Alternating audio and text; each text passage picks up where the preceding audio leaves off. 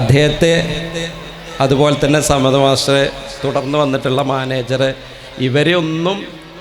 ഇവർ രണ്ടുപേരെയും ഓർക്കാതെ നമുക്ക് അല്ലെങ്കിൽ എനിക്ക് മുന്നോട്ട് പോകാൻ കഴിയില്ല. ഞാൻ ഇന്നും അവരെ ഓർക്കുന്നുണ്ട്. കുഞ്ഞാലിക്കുട്ടി മാസ്റ്റർ എന്നെ അന്ന് ഇവിടെ അപ്പോയിൻമെൻറ്റ് ചെയ്തുകൊണ്ടായിരിക്കാം എനിക്ക് ഇന്ന് 2024 ഈ സ്കൂളിൽ നിന്ന് വിരമിക്കാൻ സാധിക്കുന്നത്. ഞാൻ അദ്ദേഹത്തെ ഈ അവസരത്തിൽ ഓർക്കുകയാണ്. അന്ന് തുടർന്ന് കുറച്ച് കാലം കഴിയുമ്പോൾ നമ്മുടെ സ്കൂളിൽ സാമ്പത്തികമായിട്ട് പ്രശ്നങ്ങളൊക്കെ ഉണ്ടായി. ആ സാമ്പത്തികമായിട്ട് വന്നതുകൊണ്ട് സ്കൂൾ അടച്ചു പൂട്ടുക എന്ന് വരെ വന്നിരുന്നു.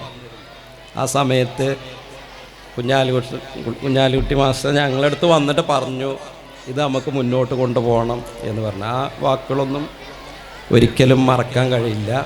ഞാൻ പിന്നീട് 2003 മുതലാണ് നമ്മുടെ സ്കൂള് എയ്ഡഡ് ആകുന്നത്. അന്ന് സമദ് മാസ്റ്ററായിരുന്നു ഇവിടുത്തെ മാനേജർ. അദ്ദേഹത്തെ ഞാൻ ഈ സമയത്തിൽ ഈ വേളയിൽ ഓർക്കുന്നു. ഞാൻ അവർക്കൊക്കെ ഈ അവസരത്തിൽ നന്ദി പറയുന്നു. പിന്നെ ഒരുപാട് 4-5 എച്ച്എംമാർ നമ്മുടെ സ്കൂളിലുണ്ടായിരുന്നു. ഓരോരുത്തർ ഓരോ സമയങ്ങളിലായിട്ട് അവരൊക്കെ ഞാൻ അർഹിക്കാത്തത്ര അംഗീകാരവും പദവിയും അവർ തന്നിട്ടുണ്ട്. പല കാര്യങ്ങളും തുടക്കത്തിൽ ഇപ്പോൾ ഷിയാ മാസ്റ്ററിനെ ഇപ്പം തന്നെ നമ്മുടെ എച്ച്എമ്മായിരിക്കുന്ന അദ്ദേഹം എന്നോട് പല കാര്യങ്ങളും ചോദിക്കാറുണ്ടായിരുന്നു. അതുപോലെ തുടർന്ന് അപ്പോൾ ഈ അവസരത്തിൽ ഞാൻ അവർക്കെല്ലാവർക്കും നന്ദി പറയുന്നു. പിന്നെ കൂടുതൽ ഞാൻ സംസാരിക്കുന്നില്ല. നമ്മുടെ പരിപാടികളൊക്കെ ഒരുപാട് നടക്കാനുണ്ട്. പിന്നെ അതുപോലെ ഏറ്റവും പ്രയാസമുള്ള ഒരു വേളയിലാണ് ഞാനിപ്പോൾ നിൽക്കുന്നത്.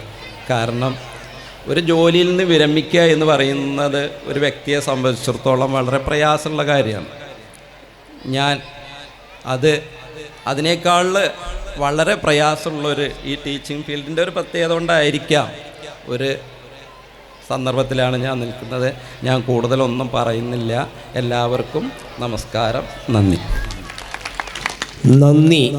ശിഷ്ടകാലം ജഗന്നിയന്താവിൻ്റെ അനുഗ്രഹവും ദീർഘായുസ്സും ആഫിയത്തുമുള്ള ഒരു ഭാവി ആശംസിച്ച് ഈ യോഗം അധ്യക്ഷൻ്റെ അനുമതിയോടെ ഇവിടെ അവസാനിപ്പിച്ചതായി അറിയിക്കുന്നു.